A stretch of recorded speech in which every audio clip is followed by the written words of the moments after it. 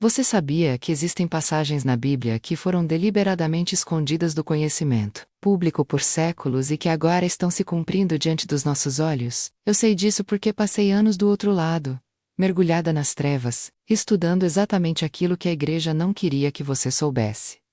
Durante 15 anos, eu servi ao reino das trevas, não como uma pessoa comum que ocasionalmente se envolvia com ocultismo.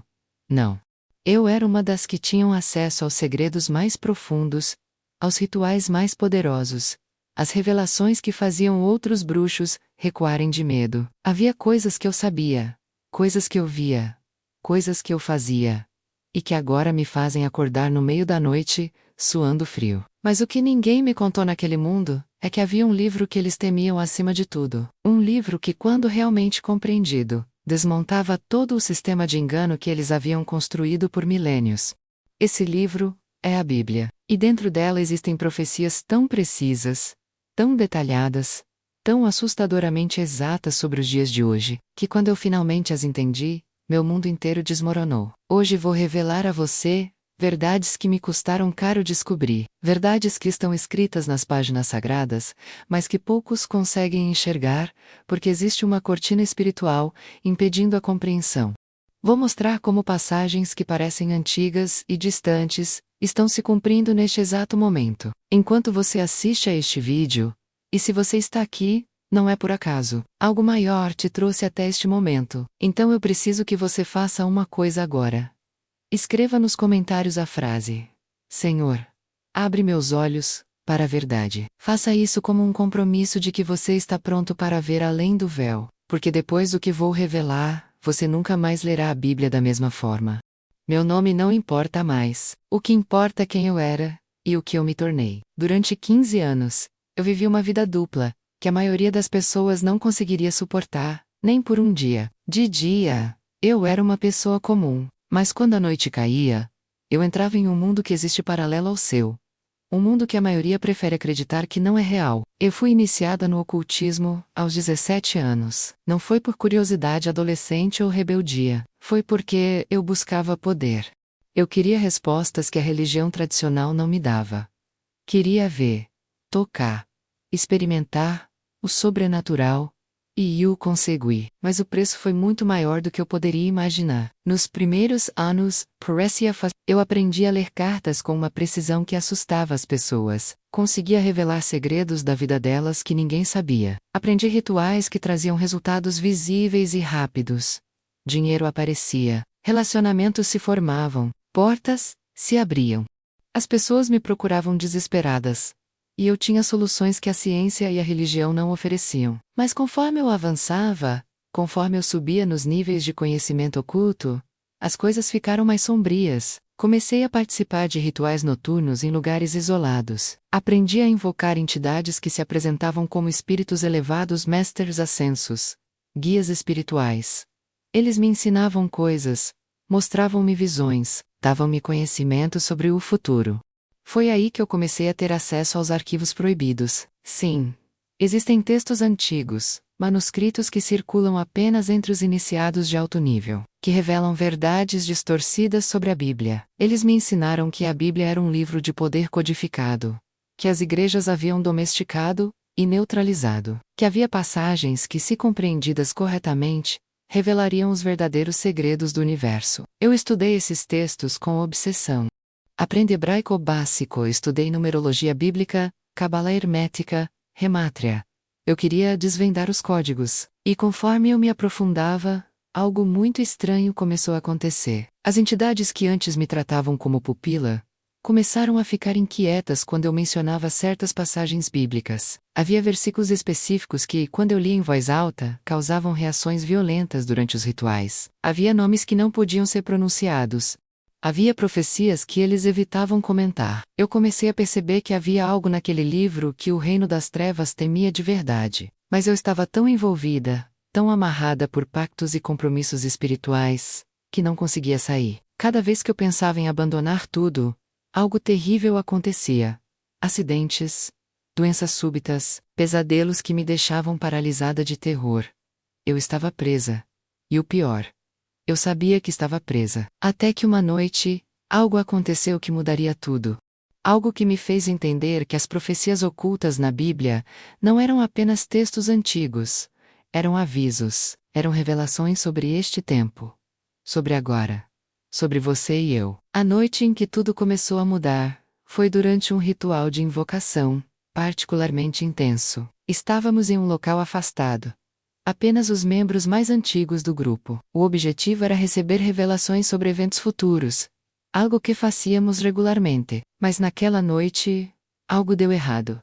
Durante o ritual, enquanto estávamos em estado de transe profundo, uma das entidades que sempre se manifestava começou a agir de forma estranha. Ela ficou agitada, nervosa, olhando para todos os lados como se estivesse sentindo a presença de algo. De repente, ela gritou um nome que me fez congelar: Jesus.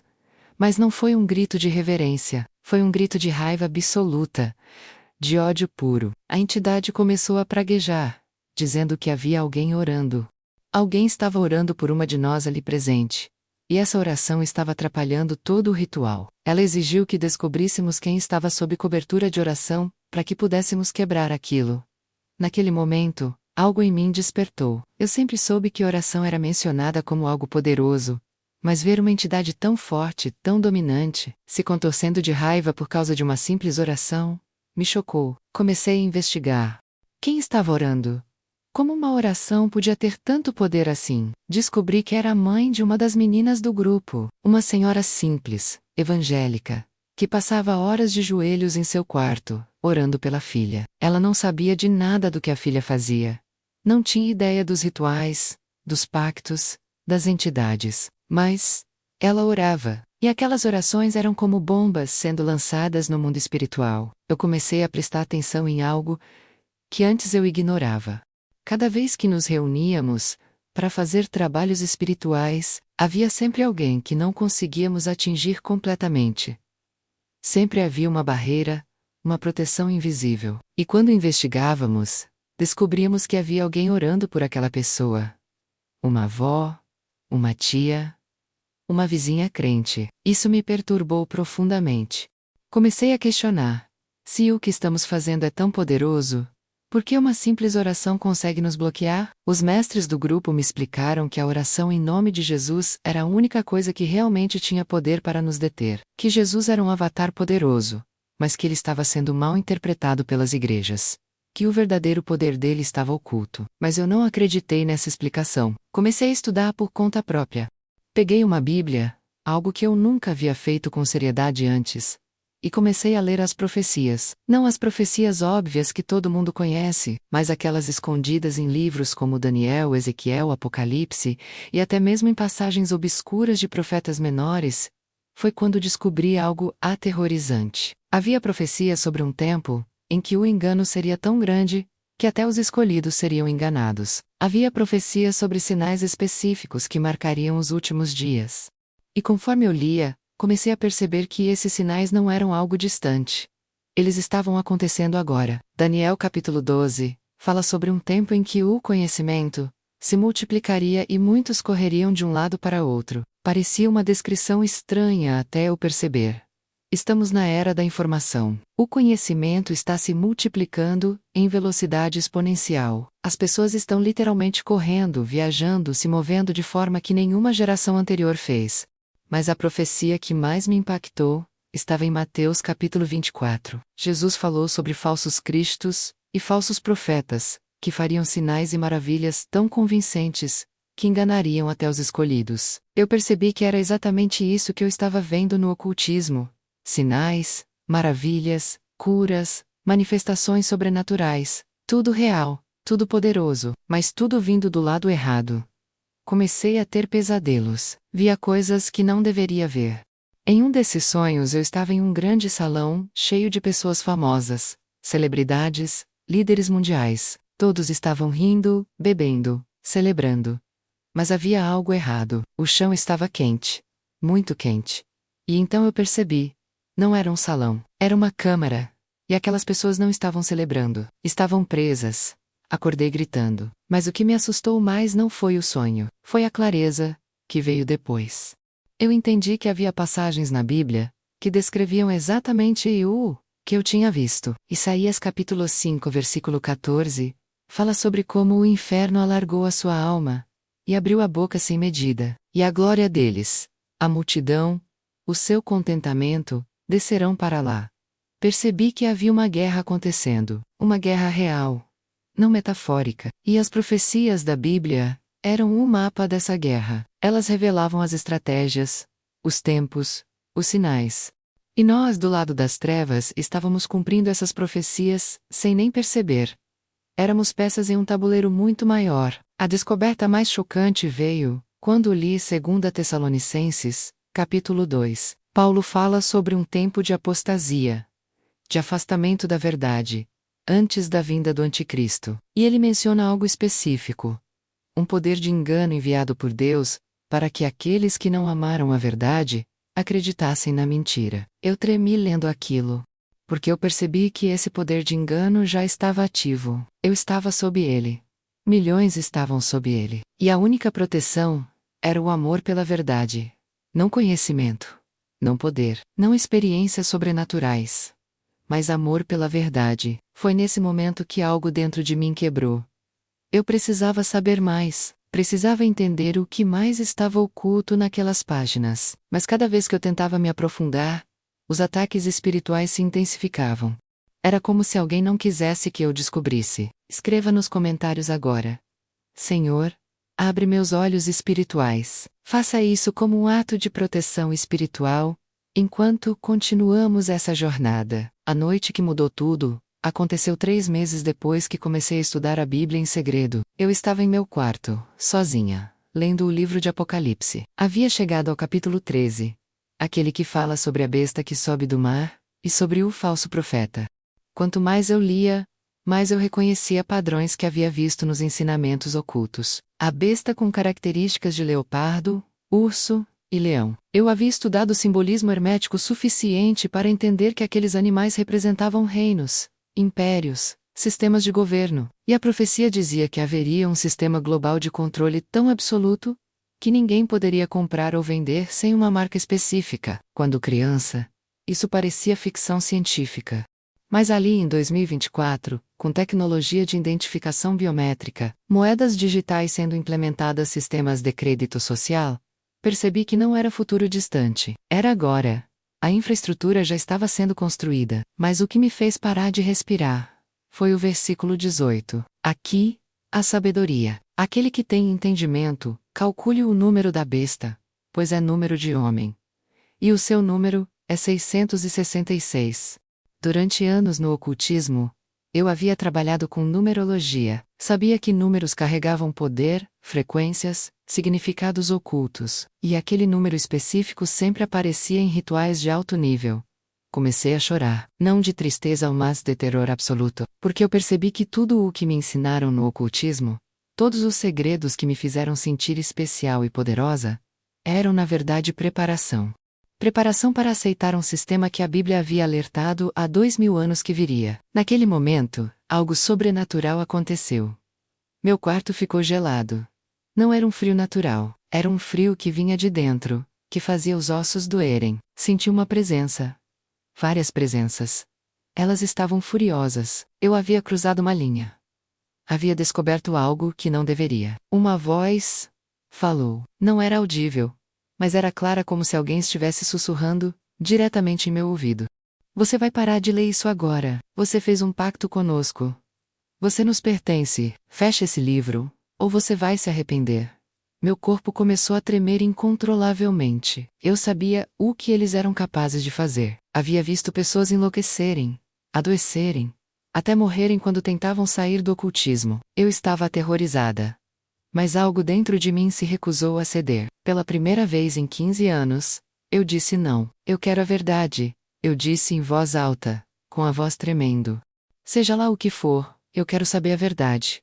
O que aconteceu em seguida, eu não tenho palavras adequadas para descrever. O quarto escureceu completamente, como se toda a luz tivesse sido sugada. Senti mãos invisíveis me agarrando, me puxando. Vozes gritavam em meus ouvidos, dizeres em línguas que eu não conhecia, mas que minha alma entendia. Eram acusações. Eles me lembravam de cada ritual, cada pacto, cada coisa terrível que eu havia feito. Eu caí de joelhos, incapaz de me mover. A Bíblia havia caído da minha mão, e estava aberta no chão. Mesmo na escuridão total eu conseguia ver as palavras na página.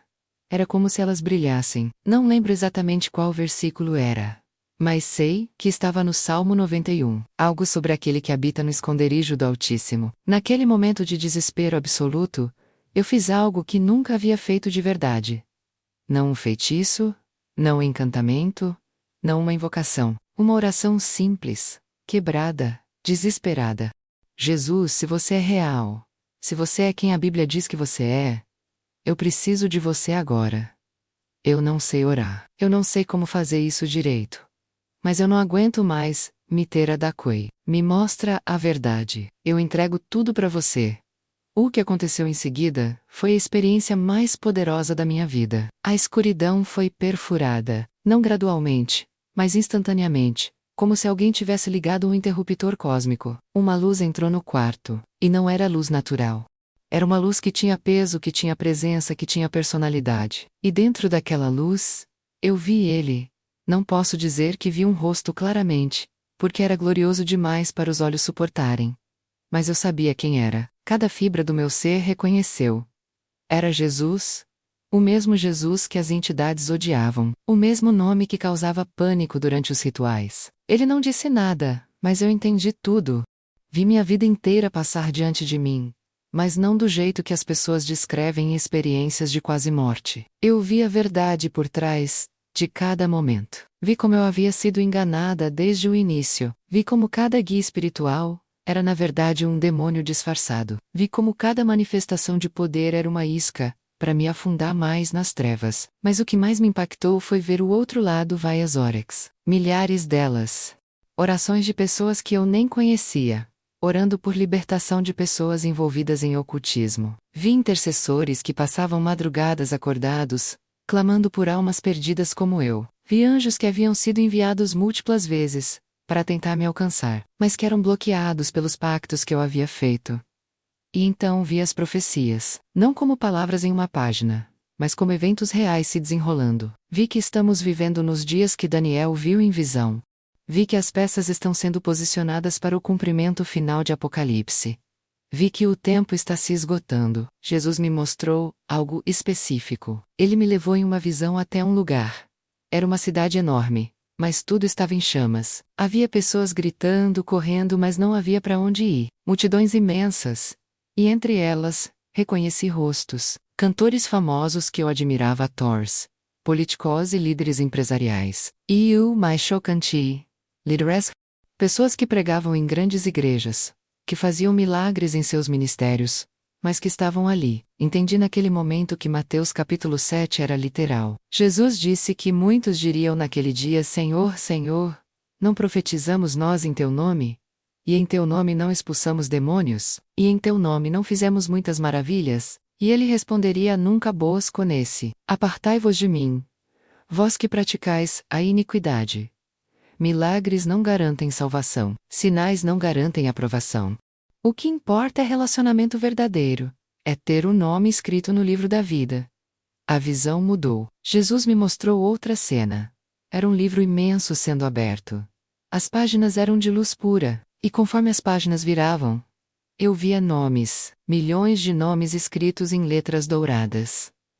Mas havia espaços vazios, lugares onde nomes deveriam estar, mas não estavam. E senti a tristeza dele. Uma tristeza tão profunda, que me fez chorar, incontrolavelmente. Ele me mostrou que cada espaço vazio era alguém que foi chamado, mas não respondeu. Alguém que ouviu a verdade, mas escolheu o engano. Alguém que teve chances, mas as desperdiçou. E então ele falou. A voz era como trovão e sussurro ao mesmo tempo. Eu te mostrei essas coisas não para te condenar, mas para te libertar. E não apenas te libertar, mas para que você liberte outros. O tempo é curto.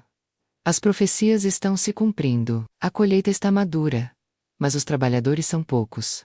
Naquele instante senti algo físico acontecer. Era como se correntes invisíveis que estavam ao redor do meu corpo, da minha mente e da minha alma, estivessem se quebrando. Ouvi sons de metal sendo partido. Senti um peso sendo tirado de cima de mim. Era libertação real, tangível, sobrenatural. Quando voltei completamente à consciência, estava amanhecendo. Eu havia passado a noite inteira naquela experiência. Meu rosto estava molhado de lágrimas.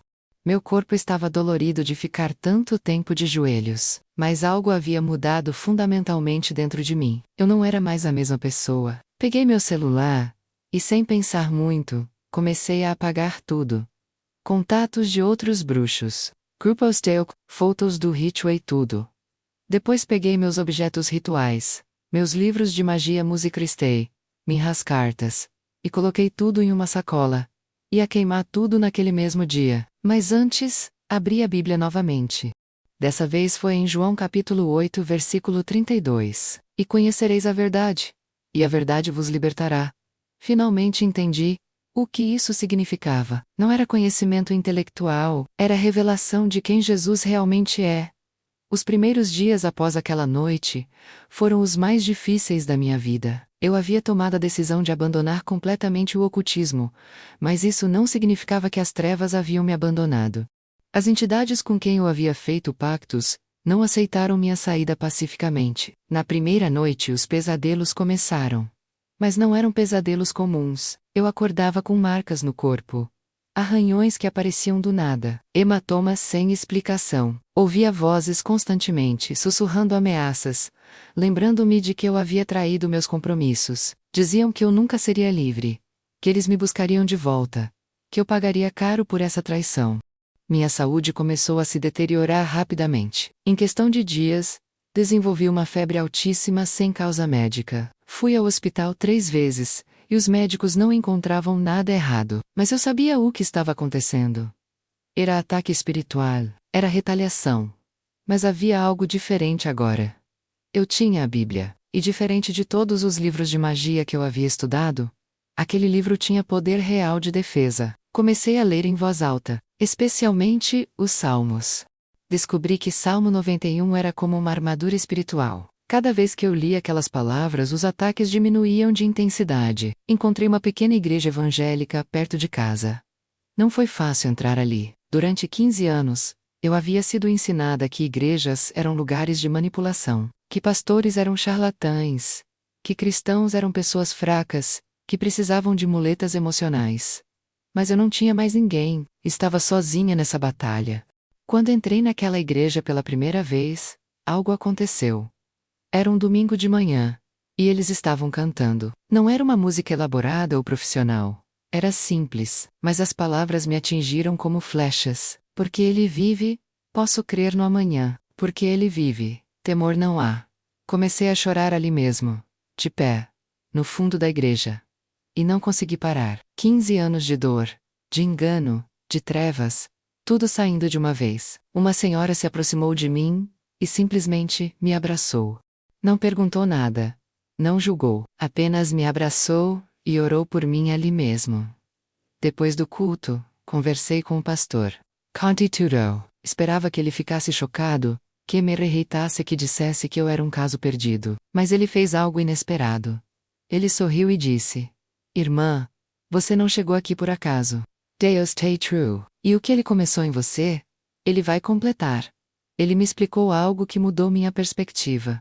Disse que minha experiência no ocultismo, por mais dolorosa que tenha sido, agora seria usada como arma contra o próprio reino das trevas. Que eu conhecia as estratégias do inimigo de dentro, que Deus estava me preparando para libertar outros que estavam presos como eu estive. Mas primeiro, eu precisava passar por um processo completo de libertação. Não foi instantâneo.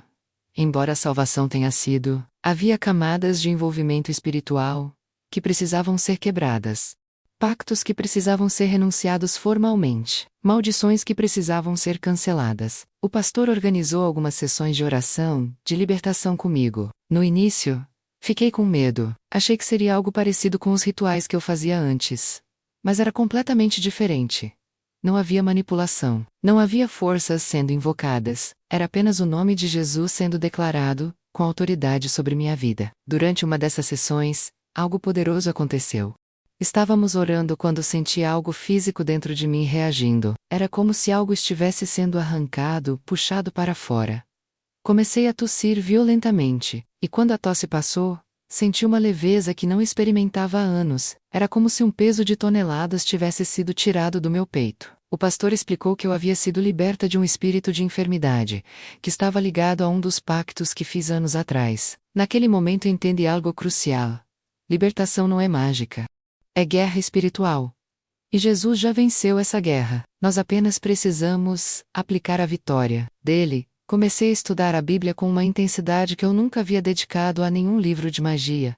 E descobri algo surpreendente. A Bíblia está cheia de instruções sobre guerra espiritual. Efésios capítulo 6 fala sobre a armadura de Deus. Tiago capítulo 4 diz para resistirmos ao diabo, e ele fugirá de nós. 2 Coríntios capítulo 10 fala sobre derrubar fortalezas, e todo argumento que se levanta contra o conhecimento de Deus. Percebi que durante anos eu havia usado essas estratégias, mas do lado errado. Agora eu estava aprendendo a usá-los corretamente. E funcionava. Cada vez que eu declarava a palavra, cada vez que eu orava em nome de Jesus, eu via resultados. Os pesadelos pararam. As vozes silenciaram. Os ataques físicos cessaram. Mas a transformação não foi apenas espiritual. Foi completa. Minha personalidade mudou. Antes eu era amarga, manipuladora, sempre buscando controlar situações e pessoas. Agora eu estava aprendendo a confiar e amar genuinamente. A servir sem esperar nada em troca. Era estranho. Era libertador. Meus relacionamentos também mudaram drasticamente. Perdi todos os amigos do ocultismo. Eles me consideravam traidora. Alguns tentaram me convencer a voltar. Outros simplesmente me bloquearam e desapareceram. Foi doloroso, mas necessário. A Bíblia diz em 2 Coríntios capítulo 6, versículo 14, para não nos colocarmos em julgo desigual. Não é possível andar na luz e manter vínculos com as trevas. Mas Deus me deu novos relacionamentos, pessoas genuínas, que não queriam nada de mim, exceto me ver crescer em Cristo. Pessoas que oravam por mim, que me encorajavam, que me corrigiam quando necessário. Pela primeira vez na vida, eu tinha uma família espiritual real. A maior transformação, porém, foi na minha compreensão das profecias bíblicas. Agora, que eu estava do lado certo, conseguia ver com clareza cristalina como tudo se encaixava. Entendi que as profecias não são apenas previsões do futuro. São convites à preparação. São alertas amorosos de um Deus que não quer que ninguém se perca. Daniel capítulo 12 versículo 4 diz que nos últimos dias o conhecimento seria selado até o tempo do fim, quando muitos o esquadrinharia e a ciência se multiplicaria. Vivemos, nesse tempo, há mais conhecimento disponível hoje do que em toda a história humana combinada. Mas há também mais engano do que nunca. Jesus disse em Mateus capítulo 24 versículo 12, que por se multiplicar a iniquidade, o amor de muitos esfriaria. Basta olhar ao redor. As pessoas estão mais conectadas digitalmente, mas mais solitárias emocionalmente. Há mais recursos, mas menos compaixão. Mais irreligio, mas menos amor verdadeiro. Entendi que minha libertação não era apenas sobre mim. Era sobre todos aqueles que ainda estão presos como eu estive. É sobre aquela mãe que está orando por um filho envolvido com drogas e ocultismo. É sobre aquele jovem que está sendo seduzido por promessas de poder fácil. É sobre aquela pessoa que está buscando respostas nos lugares errados. A transformação que Jesus fez em minha vida é a prova viva de que ninguém está longe demais para ser alcançado. Não importa quanto você se afundou, não importa quantos pactos você fez, não importa quanto tempo você passou nas trevas, se eu pude ser liberta, qualquer um pode. E essa é a mensagem que as profecias bíblicas carregam. Não é uma mensagem de condenação, mas de esperança. Sim, os tempos são difíceis.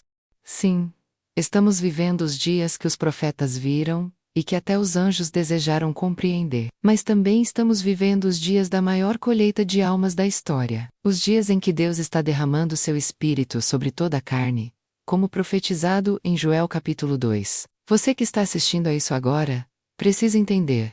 Sua vida pode mudar completamente. Não importa onde você está.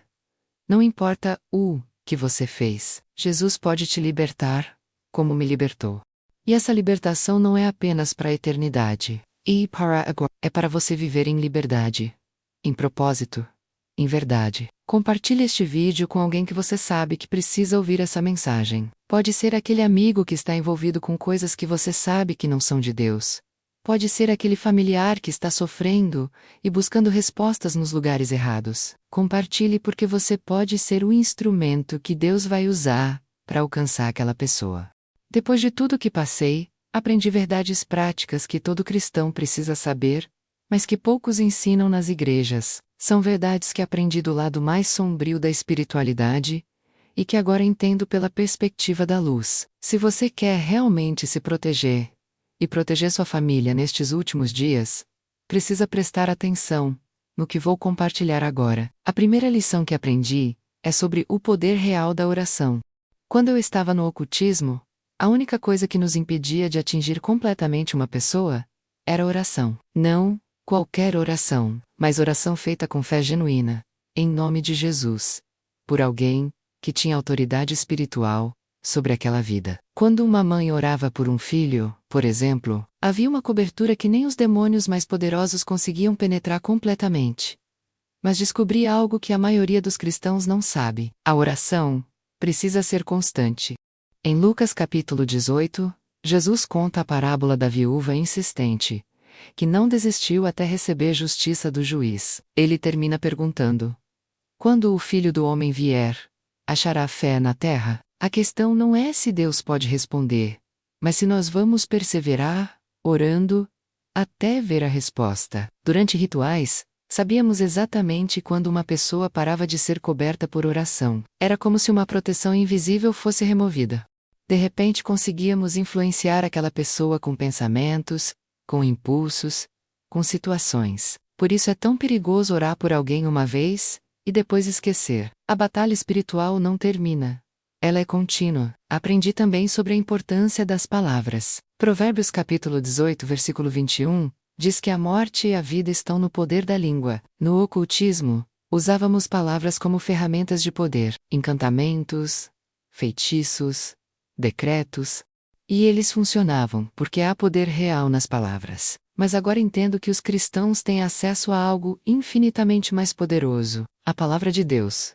Quando você declara a palavra, não está apenas repetindo frases bonitas, está liberando poder criativo. Hebreus capítulo 4, versículo 12 diz que a palavra de Deus é viva e eficaz, mais cortante que espada de dois gumes. Ela não apenas informa, ela transforma, ela cria realidade espiritual. Mas há um segredo que descobri. A palavra só tem esse poder quando você crê genuinamente no que está declarando. No ocultismo, sabíamos quando um cristão estava apenas repetindo versículos, mecanicamente, versus quando estava declarando com fé. O primeiro não nos afetava. O segundo nos fazia recuar. Marcos capítulo 11, versículo 23. Registra Jesus dizendo que se alguém disser a este monte ergue-te e lança-te no mar, e não duvidar em seu coração, mas crê que acontecerá, assim será. O problema é que a maioria das pessoas diz com a boca, mas duvida no coração. E a dúvida cancela o poder da declaração. Outra verdade crucial que aprendi é sobre portas espirituais. No ocultismo, aprendemos a identificar e explorar brechas na vida das pessoas. Uma brecha pode ser criada por pecado não confessado, por objetos contaminados na casa, por vínculos emocionais doentios, por traumas não curados. Cada brecha é uma porta legal, que permite atuação demoníaca. Efésios capítulo 4, versículo 27 diz para não darmos lugar ao diabo. A palavra lugar ali é literalmente espaço ou território. Quando você peca e não se arrepende, está legalmente dando território ao inimigo em sua vida. Quando você guarda amargura, está abrindo uma porta. Quando você consome conteúdo que glorifica as trevas, está convidando influências espirituais negativas. Descobri que muitos cristãos vivem derrotados porque têm portas abertas que nem sabem que existem. Objetos trazidos de lugares onde houve rituais, presentes de pessoas envolvidas com o ocultismo, heranças familiares carregadas de maldições geracionais. Essas coisas são reais e precisam ser tratadas. A solução não é complicada, mas precisa ser intencional. Você precisa fazer uma limpeza espiritual. Passe por sua casa e examine cada objeto. Pergunte ao Espírito Santo se há algo ali que não deveria estar. Livros de ocultismo, disfarçados de autoajuda, imagens e estatuetas de divindades.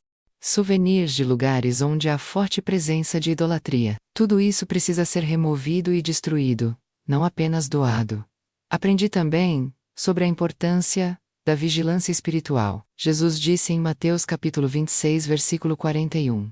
Vigiai e orai, para que não entreis em tentação. Vigiar significa estar alerta, consciente das estratégias do inimigo. No ocultismo, estudávamos os padrões de comportamento das pessoas para saber quando atacar.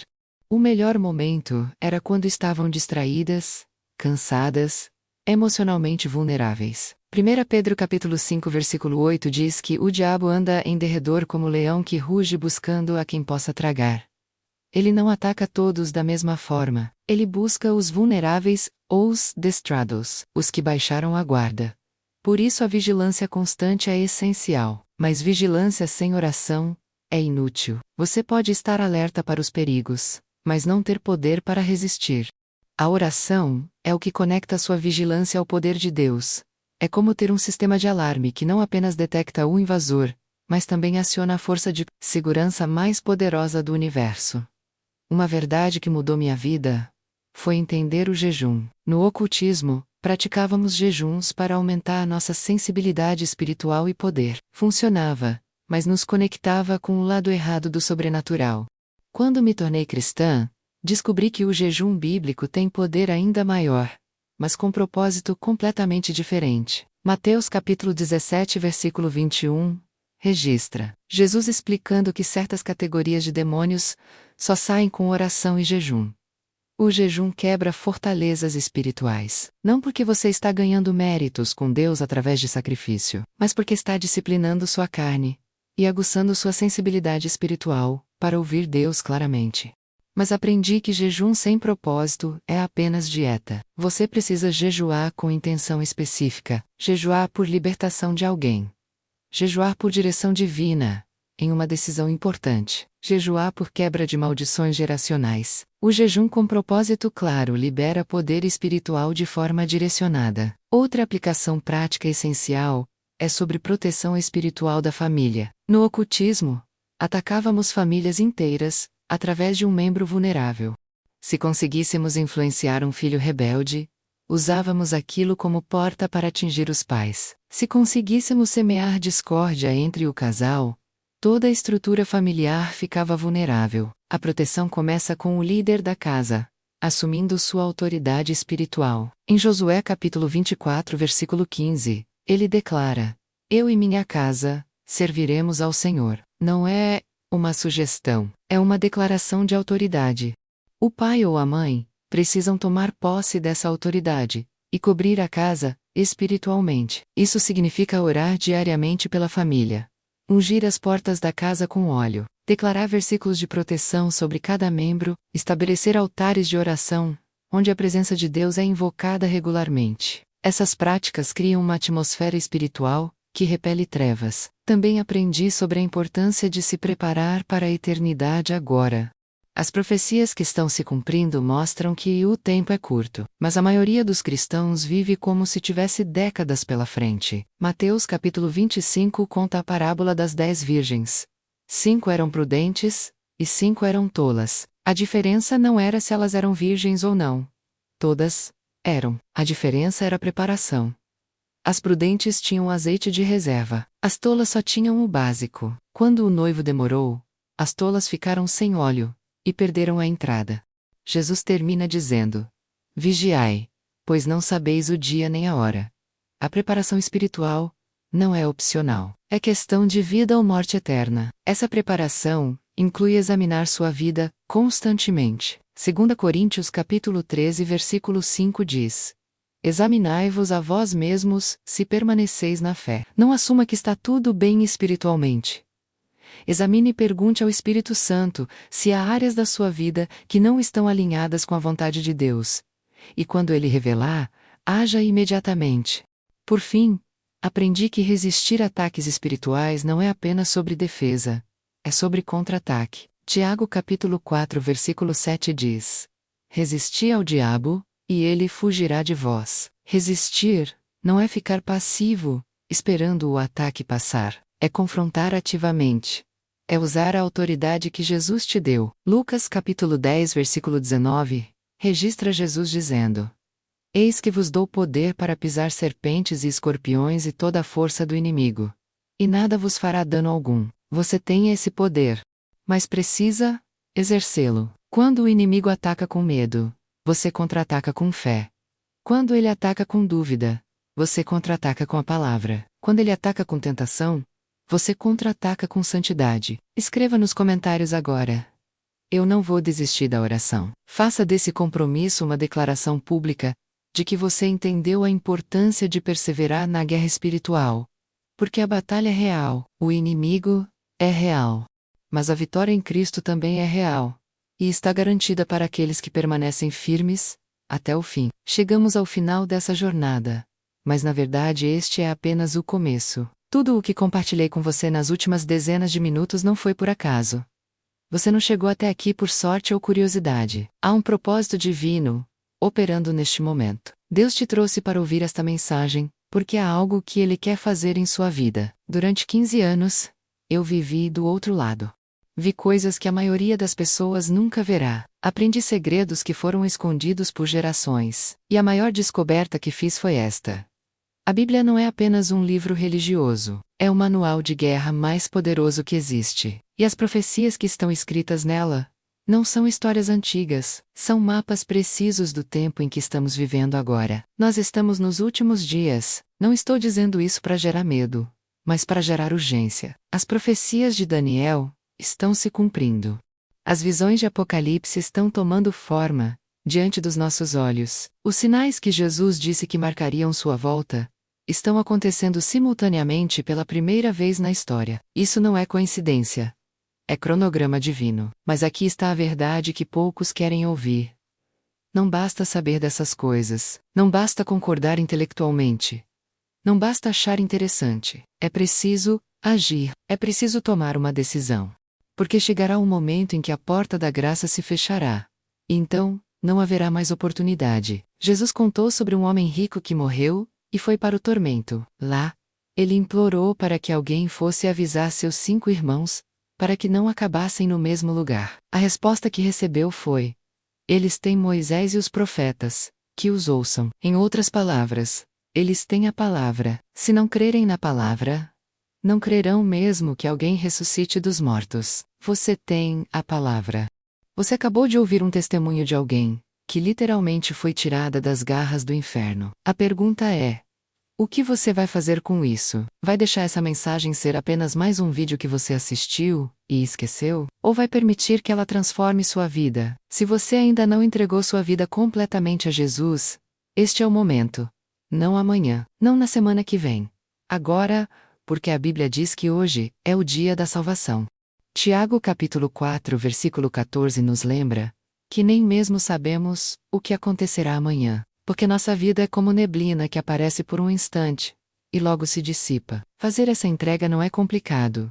Não precisa de ritual elaborado. Não precisa de lugar especial. Precisa apenas de um coração sincero. Romanos capítulo 10, versículo 9 diz: se com tua boca confessares ao Senhor Jesus e em teu coração creres que Deus o ressuscitou dos mortos, serás salvo. Ore agora comigo. Não importa onde você está, Deus está ouvindo. Diga: Jesus, eu reconheço que sou pecador e que preciso de você. Eu creio que você morreu na cruz pelos meus pecados e ressuscitou ao terceiro dia. Eu te entrego minha vida agora. Perdoa tudo o que fiz de errado. Entra em meu coração. Transforma minha vida. Eu quero ser seu a partir de hoje e para sempre. Se você fez essa oração com sinceridade, algo poderoso acabou de acontecer no mundo espiritual. Seu nome foi escrito no livro da vida. Anjos estão celebrando. Demônios estão recuando. Você passou de morte para a vida. Bem-vindo à família de Deus. Mas para aqueles que já são cristãos, também tem uma palavra. Não basta ter feito uma oração de salvação no passado. É preciso viver essa salvação diariamente. Muitos cristãos estão dormindo espiritualmente, enquanto as profecias se cumprem ao redor deles. Estão distraídos com as coisas deste mundo, esquecendo que somos peregrinos aqui. Apocalipse capítulo 3, versículos 15 e 16. traz uma advertência terrível para a igreja de Laodiceia. Conheço as tuas obras, que nem és frio, nem quente. Quem dera fosses frio ou quente. Assim, porque és morno, e não és frio nem quente, vomitar-te-ei da minha boca. Deus prefere que você seja frio, completamente fora, do que morno, fingindo ser cristão, mas vivendo como o mundo. Este é o tempo de acordar, de levantar, say positioner, de parar de brincar de igreja e começar a viver de verdade para Deus. Porque o tempo é curto. A colheita está madura, e Deus está procurando pessoas que estejam dispostas a pagar o preço de segui-lo, do verdejo. Eu paguei um preço alto para descobrir essas verdades. Perdi anos da minha vida servindo ao lado errado, mas agora, cada dia que vivo é uma oportunidade de resgatar o tempo perdido. E você, quanto tempo mais vai desperdiçar, vivendo uma vida morna, sem propósito eterno? Sem impacto real. As profecias estão se cumprindo, a Bíblia está sendo provada, verdadeira diante dos nossos olhos. O que mais é necessário para te convencer de que isso é real?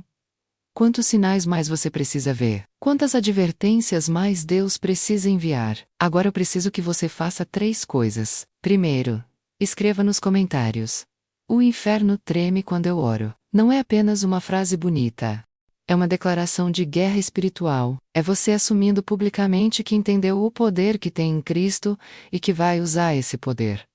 Segundo, compartilhe este vídeo. Compartilhe com aquele amigo que está perdido, com aquele familiar que está sofrendo, com aquele colega que está buscando respostas nos lugares errados. Você pode ser um instrumento que Deus vai usar para salvar uma vida. Não subestime o poder de um simples ato de compartilhar uma mensagem. Terceiro, inscreva-se neste canal e ative as notificações, porque este é apenas o começo. Há muito mais que Deus quer revelar. Há profecias mais profundas que precisam ser expostas. Há verdades ocultas que precisam vir à luz, e você não pode perder nenhuma dessas revelações. Eu sei o que está em jogo. Eu vi o outro lado. Eu vi onde as almas vão quando rejeitam a verdade. Eu vi o desespero eterno, a escuridão sem fim, o tormento sem alívio. E agora que estou livre, minha missão é garantir que o máximo de pessoas possível não acabe naquele lugar. Você foi alcançado hoje. A pergunta é: quantos outros você vai alcançar? Porque a grande comissão não foi dada apenas para pastores e missionários. Foi dada para todo aquele que foi salvo. Marcos capítulo 16, versículo 15. Registra Jesus, ordenando: ide por todo o mundo, pregai o evangelho a toda criatura. O mundo está em chamas. As profecias estão se cumprindo em velocidade acelerada. O tempo está se esgotando. Mas ainda há esperança. Ainda há misericórdia. Ainda há tempo para mais almas serem salvas. E você pode fazer parte disso. Não deixe esta mensagem morrer com você. Não seja egoísta, guardando para si algo que pode salvar vidas. Compartilhe, ore, haja. Porque um dia todos nós estaremos diante de Deus prestando contas do que fizemos com a verdade que recebemos. Eu escolhi falar. Eu escolhi expor as trevas. Eu escolhi usar minha história para libertar outros. E você? O que vai escolher? Vai ficar em silêncio? Ou vai se levantar? Vai continuar vivendo uma vida comum? Ou vai abraçar o chamado extraordinário que Deus tem para você? O inferno está tremendo agora mesmo, porque você ouviu esta mensagem. As trevas estão furiosas, porque mais uma pessoa foi iluminada. Mas o céu está celebrando porque você decidiu do lado certo. Agora mantenha-se firme. Continue na verdade. Não volte atrás. Porque a vitória já está garantida para aqueles que perseveram até o fim. Que Deus abençoe sua vida poderosamente. Que Ele abra seus olhos espirituais completamente. Que Ele te use como instrumento de libertação nestes últimos dias. E que quando tudo terminar, quando as profecias se cumprirem completamente, você possa estar entre aqueles que ouvem. Muito bem, servo bom e fiel. Entra no gozo do teu Senhor. Nos vemos no próximo vídeo. E lembre-se, o inferno treme quando você ora. Use esse poder. Dia sexta contigo.